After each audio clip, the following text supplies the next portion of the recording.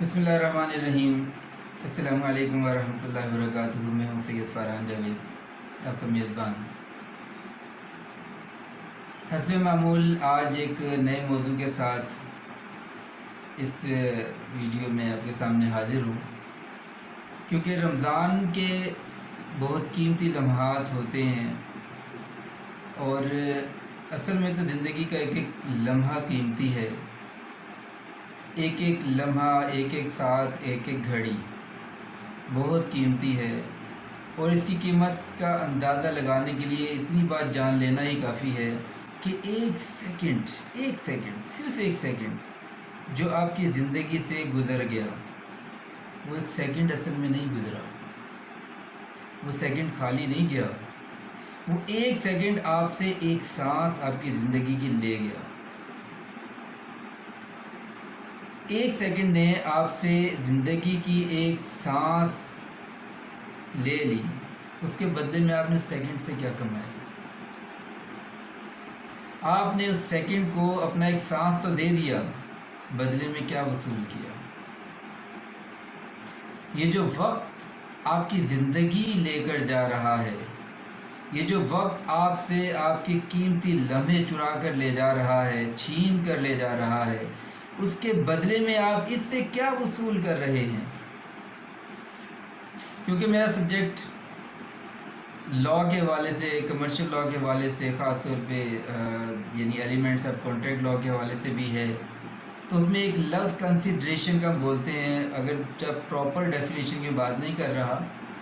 لیکن consideration means some thing in return. آپ کے ایک سانس کی قیمت تھی، لیکن اس کے بدلے میں آپ نے کیا وصول کیا؟ اگر کچھ وصول نہیں کیا، اگر آپ نے غفلت میں، کوتاہی میں، سستی میں اور فضول عبث بیکار مصروفیات میں، کھیل تماشے میں اپنی ان سانسوں کو، ان ساعتوں کو گزار دیا، تو یقین مانیں، یہ بات پکی ہے، اس میں دوسری کوئی رائے ہے نہیں، کہ وہ وقت، وہ ساعتیں، وہ لمحات، زندگی کا وہ حصہ آپ نے ضائع کر دیا۔ اب عام زندگی میں بھی ایسا ہے، لیکن یہ جو رمضان کے لمحات ہیں، یہ جو رمضان کے قیمتی اوقات ہیں، یہ جو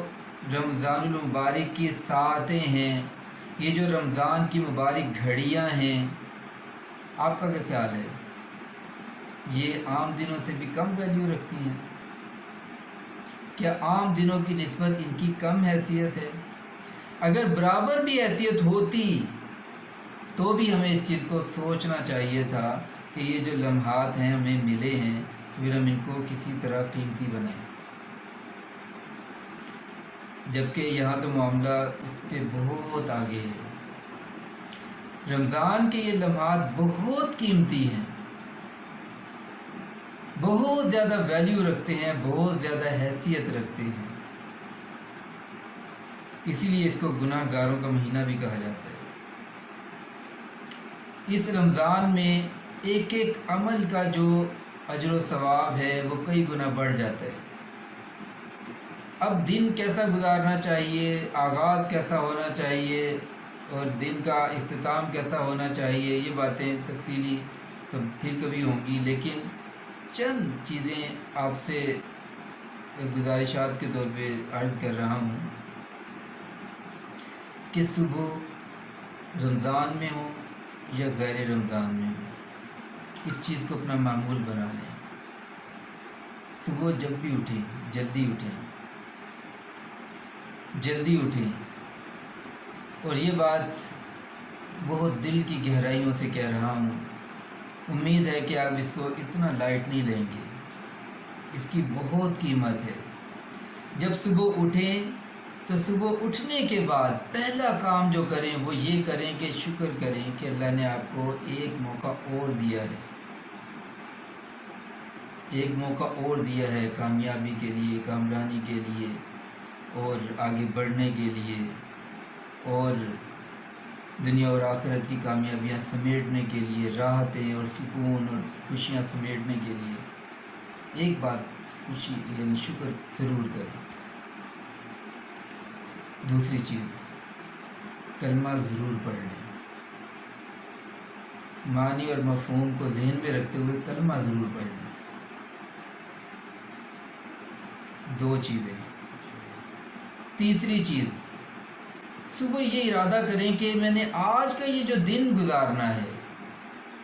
اس آج کے دن کو میں نے کامیاب لوگوں کے انداز سے اور اپنے آپ کو کامیاب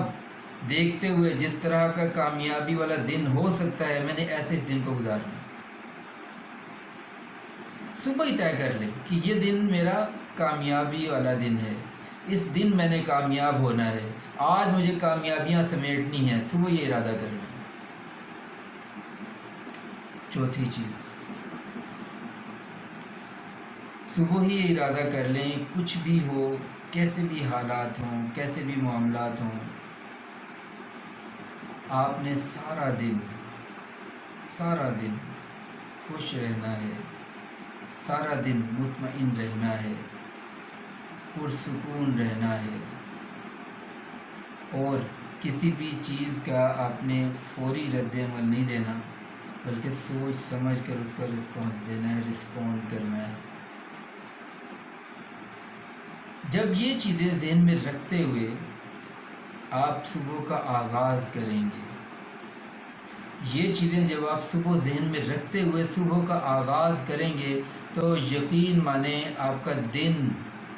آپ کے ماضی کے دنوں سے کتنا بہتر گزرے گا۔ یہ چند بار آزما کر دیکھ لیں، پھر آپ کو اندازہ ہو جائے گا، آپ خود دیکھ لیجئے گا کہ کتنا فرق پڑتا ہے، کتنا فرق پڑتا ہے، آپ کی زندگیاں کیسے تبدیل ہوتی ہیں، آپ کی زندگیوں میں آسانیاں،